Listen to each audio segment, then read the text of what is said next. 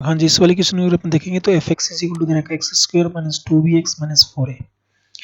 ए और बी का वैल्यू -4 और 4 के बीच में ले सकते हैं अपन। ए भी इंटीजर भी होने चाहिए। Alpha beta are the real roots of this equation F X की।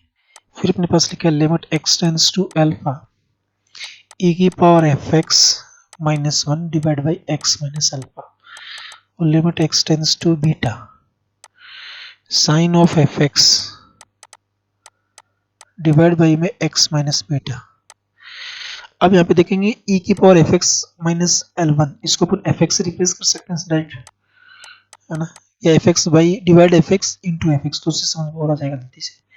तो ये बचेगा एफ एक्स अपॉन में एक्स माइनस अल्फा और ये आ जाएगा, ये भी सेम साइन के अंदर वाला टर्म अगर जीरो को जाता है तो उसी फंक्शन से रिप्लेस करते हैं, तो F x upon x minus beta.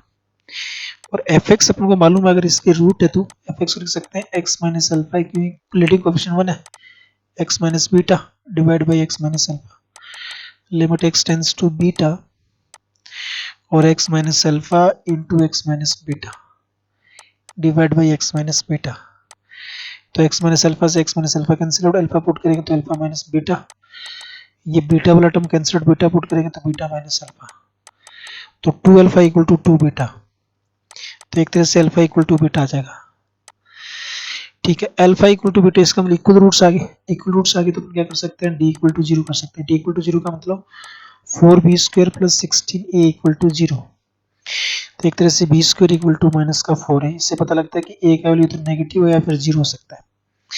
तो ए का वैल्यू मैं लेता हूँ 0, तो बी भी 0 आएगा, तो एक पेयर तो ये बन गया। ए का वैल्यू लेता है -1, तो बी स्क्वायर इक्वल टू 1, तो बी का वैल्यू हो सकता है प्लस, ए -1 लेंगे तो बी का वैल्यू अपने पास कितना आ जाएगा, 4 आ जाएगा बी स्क्वायर, तो बी का वैल्यू कितना आ सकता है, प्लस -2 आ सकता है, तो दो पेयर यहाँ से आ जाएंगे।